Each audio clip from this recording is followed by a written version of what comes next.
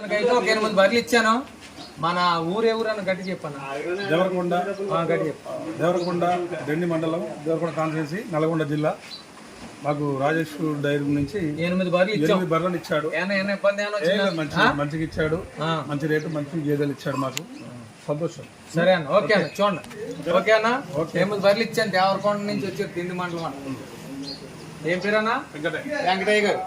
చూసుకోండి, ఇక 8 బర్రెలు ఇచ్చాను నా డైరీ ఫామ్ లో, రాజేష్ డైరీ ఫామ్ లో. ఓకే వెంకటయ్య గారు. ఓకే.